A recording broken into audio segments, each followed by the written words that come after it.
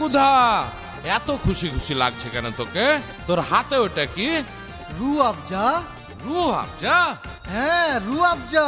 স্বর্গের সুধা রুহু আবজা গরমের কান্তিতে, পান করিলে রুহু আবজা শরীর রবে শান্তিতে। না না হে রুহু আবজার এমনই গুণ, বাড়াই শক্তি শরীর দ্বিগুণ, মূল্যবান ফল তুলিত বীরদের নির্যাসের ওষুধি গুণ। হে নানা আইলো মাহে রমজান, রুয়াবজা করো পান, নানা লাটি আমরা গাই রুয়াবজার গান। রুয়াবজা, হামদর্দ ল্যাবরেটরিজ ওয়াকফ, বাংলাদেশ। রোজার সময় সারাদিন পানাহার থেকে বিরত থাকায় রোজাদারেরা ক্লান্ত, অবসন্ন এবং দুর্বল হয়ে পড়ে। ইফতারের সময় এক গ্লাস রুয়াবজা মুহূর্তের মধ্যেই তাদের শরীর ও মনকে চাঙ্গা করে প্রাণশক্তি ফিরিয়ে আনে।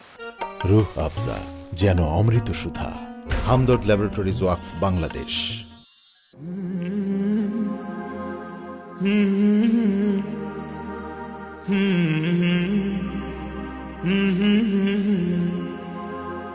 La la la la, la la la la, la la la la, la la la। সুপ্রিয় দর্শক, আমন্ত্রণ জানাচ্ছি হামদর্দ রমজানের স্বাস্থ্য ভাবনা অনুষ্ঠান নিয়ে। প্রিয় দর্শক, আজ আমরা আলাপ করব এই দীর্ঘ সময়, রমজানকালীন এই দীর্ঘ সময় কিডনিকে কিভাবে ভালো রাখা যায়, এবং কিডনি শরীরের এমন গুরুত্বপূর্ণ একটি অঙ্গ যা রমজানের সঙ্গে কিন্তু তার ওতপ্রোত একটা সম্পর্ক রয়েছে। আর এই সম্পর্ক খোঁজার চেষ্টা করব আমরা প্রফেসর শামীম আহমেদের সঙ্গে, যাকে এক নামে সবাই চিনেন।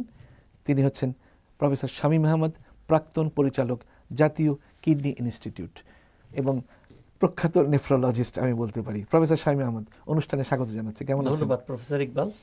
প্রফেসর ইকবাল শুধু উপস্থাপক না, we are very close friend. অবশ্যই অবশ্যই।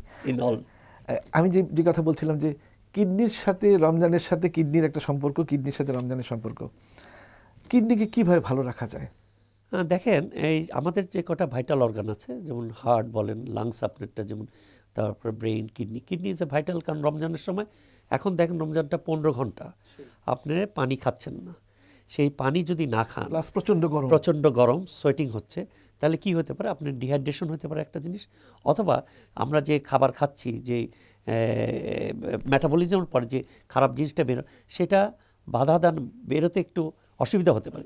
সেই ক্ষেত্রে আমার মনে হয় এই পানির পরিমাণটা, আবার যাদের কিডনির সমস্যা যাদের আছে তাদের জন্য একটা বিশাল প্রবলেম। অনেকেই বলতে চায় যে আমরা কিডনি অসুখ থাকলে আমরা রোজা থাকতে পারবো কিনা, সেটাও কিন্তু একটা প্রবলেম। তো সেই ক্ষেত্রে আমরা যেটা বলবো যে আপনার পানির পরিমাণ, হয়তো আপনারা জানেন যে আমাদের 1.5 থেকে 2 লিটার পেশাবটা তৈরি হতে হলে আমার 3 লিটার পানি খেতে হবে। কিন্তু আমি যেটা বলি সবসময়, কিন্তু এই পানির পরিমাণটা সবার ক্ষেত্রে কিন্তু প্রযোজ্য নয়। যেমন যাদের কিডনির সমস্যা থাকে, যাদের লিভার ডিজিজ আছে, যাদের হার্ট ডিজিজ আছে, অর্থাৎ যাদের কিডনির শরীরে পানি কিছু থেকে যায়, লিভার ডিজিজ কিডনি, সেই ক্ষেত্রে কিন্তু আমরা পানির পরিমাণটা কমে দেই। কেন দেই? যে আমি যদি আমার পেশাবের সাথে পানিটা না বেরোয়, তাহলে সেই পানিটা থেকে থাকবে। ধরুন আমি 3 লিটার পানি খেলেন, আপনি 500 পানি আপনার শরীরে থেকে গেল, তাহলে এই 7 দিনে 3 5 15, মানে 3 লিটার পানি থেকে 1 মাসে আপনি ফুলে যাবে। সেই বেসিক জিনিসটা, আমার কিডনি যদি ভালো থাকে, আমি 7 লিটার 8 লিটার পানি খেলেও কিন্তু এটা বের করে দিতে হবে। কিন্তু কিডনি ড্যামেজ থাকলে সেটা পারে না। সেই ক্ষেত্রে পানির একটু সীমিত। তবে আমি সেটা সবার জন্য বলছি না, যাদের কিডনির রোগ আছে, অর্থাৎ কিডনির ফাংশনটা কমে গেছে। আরেকটা জিনিস, যারা বয়স্ক লোক, তাদের কিন্তু কিডনির ফাংশন, কার্যক্ষমতা এমনি কমে যায়, মানে এটা কি মানে ন্যাচারালি কমতে থাকে। 30 বছর পরে 10 বছরে আপনার প্রায় 10 ml GFR কমে যায়। তো কাজেই আপনি 70 বছর বয়সে তার কার্যক্ষমতা এমনি কমে যাচ্ছে এবং কিডনির ফাংশন কমে যাবে। সেই ক্ষেত্রেও আমাদের সেই ক্ষেত্রে ওষুধ দেওয়ার ক্ষেত্রে, পানি দেওয়ার ক্ষেত্রে, এবং তার আমরা যে যদি কোনো ডাই ইউজ করি, সেই ক্ষেত্রে আমাদের নজর রাখা উচিত। তাহলে প্রশ্ন আসছে যে যাদের কিডনি রোগ নেই, তারা ইফতার থেকে সেহরি এই সময়ের মধ্যে কতটুকু পানি খাবে? আমার মনে হয় 2.5 লিটার পানি যদি খেতে পারেন, 2.5 লিটার থেকে 3 লিটার পানি খেতে পারেন। সেটা আপনি ইফতারের সময় আপনি পানি দিয়ে শুরু করেন, শরবত নিতে পারেন। একটু আগে আপনারা আলোচনা করতেছিলেন যে রুয়াবজার শরবত খেতে পারেন, ফলমূল শরবত খেতে পারেন। কারণ আপনি এমন জিনিস খাওয়া উচিত যে আমরা তো সচরাচর ইফতারের পরে একটু ভাজা, পেঁয়াজি, বেগুনি, ছোলা খেতে পছন্দ করে। তো কাজে আপনি একটু প্রথম থেকে একটু প্রিকশন থাকেন যে আপনি খাবারটা একটু সহন পর্যায়ে যেটা খেতে পারেন সেটা খান। তারপরে একটু যেমন চিড়া খেলেন, একটু দই খেলেন, শরবত খেলেন, সহজ পাত্র। তারপরে আপনি একটু ভাত, সবজি টবজি যেগুলি এগুলি খেতে পারেন। কিন্তু এগুলি কিন্তু রোজার থাকার পথে ইচ্ছা হয় না। কিন্তু আপনি লং টার্ম 30টা রোজা সুস্থভাবে করার জন্য এই জিনিসটা মাথায় রাখতে হবে। সেজন্য আপনি 2-2.5 লিটার থেকে 3 লিটার পানি এই রাত্রে আর ওই রাত্রে অনেকে প্রফেসর স্বামী মনে করেন যে আমি সেইর সময় বেশি করে পানি খাবো যাতে সারাদিন আমার পানির কোনো ঘাটতি না হয়, কোনো তৃষ্ণা না হয়।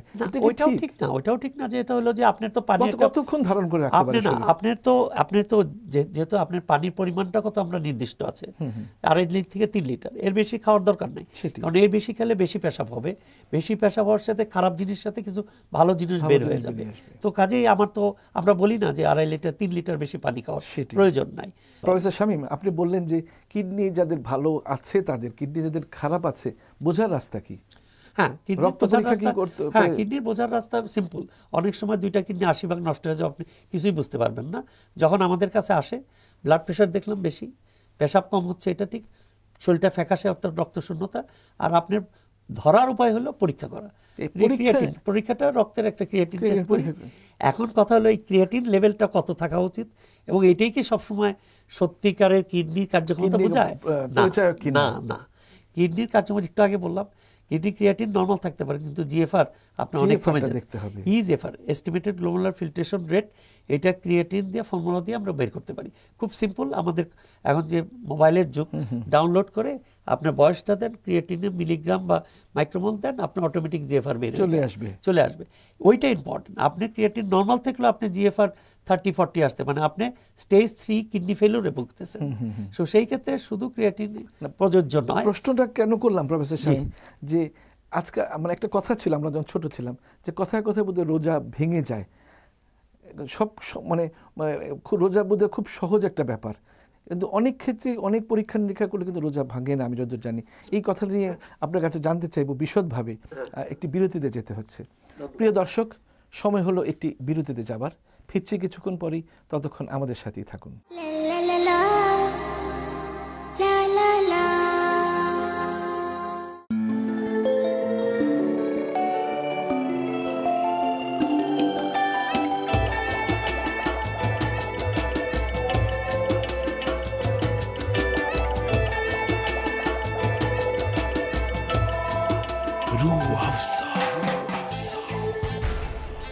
আলহামদুলিল্লাহ, সৌভাগ্যের বার্তা নিয়ে আবার এলো মাহে রমজান। সারাদিন রোজা রাখার ফলে শরীরে যে ক্লান্তি অবসাদের সৃষ্টি হয় তা দূর করে রুহ আফজা।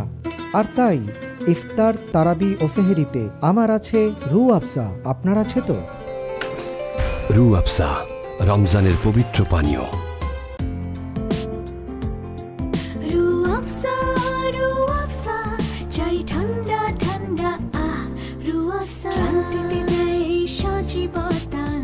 দুর্বলতায় শক্তি, বাড়ন্ত বয়সে পুষ্টি যোগায়, পিপাসায় আনে মুক্তি।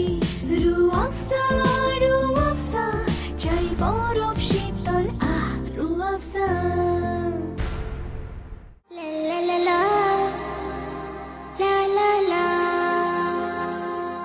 প্রিয় দর্শক, বিরতির পর আবার আপনাদের মাঝে ফিরে আসলাম হামদর্দ রমজানের স্বাস্থ্য ভাবনা অনুষ্ঠান নিয়ে। আমরা আজ কথা বলছি এই রমজান মাসে কিভাবে কিডনিকে ভালো রাখা যায়। আর আমাদের আজকের আমন্ত্রিত অতিথি অত্যন্ত পরিচিত মুখ, প্রফেসর শামীম আহমেদ। প্রফেসর শামীম আহমেদ, বিরতির পর আবারও স্বাগত জানাচ্ছি। আমি বিরতির আগে একটা প্রশ্ন রেখেছিলাম আপনাকে, যে রোজা বোধহয় খুব সহজেই ভেঙে যায়, কিন্তু আমরা জানি যে একটি ইসলামিক কনফারেন্স হয়েছিল রাবাতে, বোধহয় সম্ভবত 2002-তে। সেখানে বলা হয়েছে যে মানে অনেক কিছুই করা যায়। আপনি এই বিষয়টি নিয়ে একটু আলোকপাত। এটা কিন্তু ব্রিটিশ মেডিকেল জার্নালে এটা পাবলিশড হয়েছে। কাজে এখানে আমাদের বলতে কোনো দ্বিধা নাই যে আপনি রোজার জন্য, যেমন আপনার রক্তের টেস্ট, এটা কিন্তু কোনো রোজার কোনো হালকা বা কোনো নষ্ট হওয়ার কোনো সম্ভাবনা নেই। আপনি রক্ত দিতে পারবেন এবং পরীক্ষার জন্য দিতে পারবেন। শুধু তাই না, আপনি ড্রপ, চোখের ড্রপ, কানের ড্রপ, নাকের ড্রপও দিতে পারবেন, কোনো অসুবিধা নেই। এমনকি আপনি পরীক্ষার জন্য যদি ডাইও ইউজ করেন, ধরেন আপনার একটা পরীক্ষার অ্যাঞ্জিওগ্রাম করার জন্য, মানে আপনার ইমিডিয়েট কিছু করার পরীক্ষার ধরে সেটাও করতে পারবেন। ডাই দিলে শুধু দেওয়া যাবে না এমন কিছু যেটা আপনি খাদ্যের পরিপূরক কিছু সেটা দেওয়া যাবে না। এই পরীক্ষাগুলি স্যালাইন হতে পারে, স্যালাইন না, এটা দিতে পারবেন, ভিটামিন ইনজেকশন হতে হ্যাঁ পারে, এগুলি দিতে পারবেন না। আপনার আর সব পরীক্ষা করতে ইনহেলার নেওয়া যাবে, ইনহেলার সব ইনহেলারে নেওয়া যাবে। এটা আপনার অ্যাজমার জন্য ইনহেলার নিতে পারেন, আপনার স্প্রে নিতে পারেন। কাজে এটার কোনো আপনার রোজার কোনো হালকা হবে না। অনেকেই আমাদের কাছে প্রশ্ন করে, আমি রোজা আছি স্যার, ব্লাড যদি বেরোয় রক্ত হালকা হয়ে যাবে, মুখ হয়ে যাবে, রোজা হালকা হয়ে যাবে, সেটা কোনো এখন ইট ইজ অ্যাকসেপ্টেড ফর্ম। শুধু আপনার শরীরে কোনো মানে নিউট্রিশনের জাতীয় কিছু যদি প্রবেশ না করে সেই দিকে লক্ষ্য রাখতে হবে। এখন প্রফেসর স্বামী প্রশ্ন আসছে, যদি ইনহেলার নেওয়া যায় তাহলে ধূমপান করতে অসুবিধা? ধূমপান তো সম্পূর্ণ এটা পরিহারের ব্যাপার এবং এটা ইসলামিক আমাদের দৃষ্টিকোণ থেকে এটা আমি জানি না আপনি এগ্রিকোনের হারামি বলে, সেটা হলো যে এটার অনেকগুলি সাইড এফেক্ট আছে। এটা শরীরের যে কোনো সিস্টেম সব ইনভলভমেন্ট, আপনার ব্রেন থেকে, হার্ট থেকে, কিডনি থেকে, ভ্যাসেল থেকে, এভরি জায়গায় এটা ভ্যাসো কনস্ট্রিকশন করে, ক্ষতিকারক। ক্ষতি ছাড়া কোনো ইয়ে নাই, সাময়িক একটা সুফল বলতে কিছু নেই না, এবং এটা অভ্যাস। সুফল কেউ পায় যে সে বলে না, তারা বলে আমরা একজনে গেছিলাম এই ভালো একটা। আরেকটা হলো আপনাকে শো অফ করার অ্যাডভেঞ্চারিজম, হ্যাঁ শো অফ, যে আমি একটা সিগারেট খাচ্ছি। আমরা জীবনে ধূমপান করি নাই, আমরা না করে আমরা ভালো আছি, এটা কিছু আমরা মদ্যপান করি নাই। আমি জানেন আমি 1 বছর ইন্ডিয়ায় ট্রেনিং ছিলাম, ওইখানে আমাদের বিভিন্ন অনুষ্ঠানে they try to even drop, but আমি আমার ডিটারমিনেশন সব ইন্টারন্যাশনাল কনফারেন্সে সার্ভ করা হয় সেটাই। এবং তারা এটা কালচার ভাবে, এবং they offer it as a courtesy, but we reject it, but they don't mind. আমরা তখন তার বলে ওকে জুস পেলাও আর ইয়ে পেলাও, ঠিক আছে।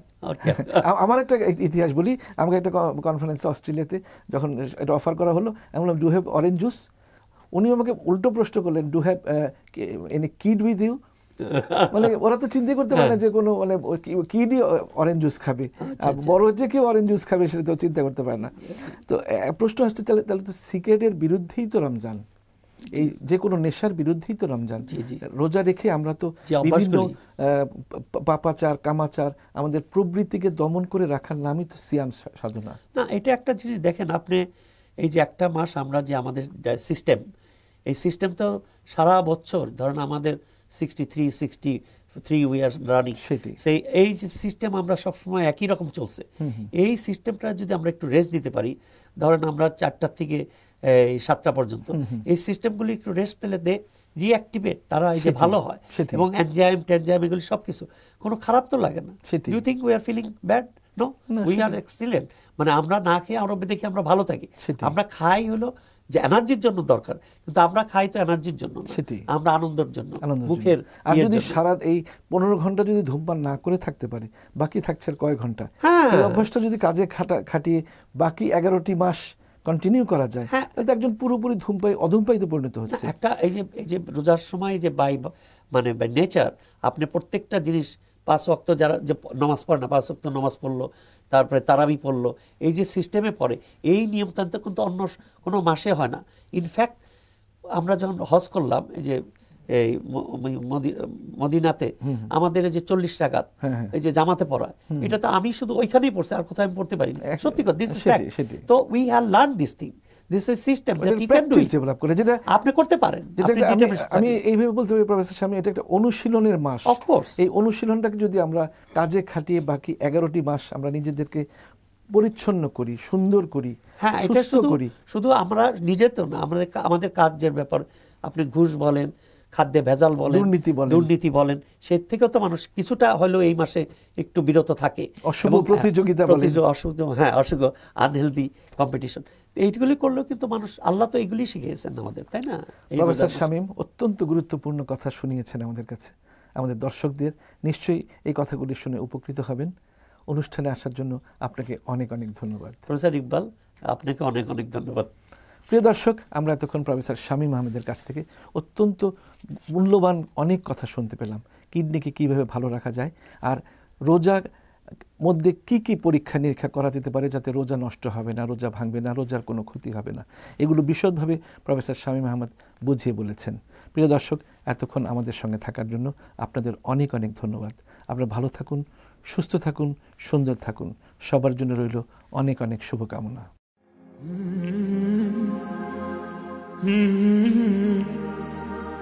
Hmm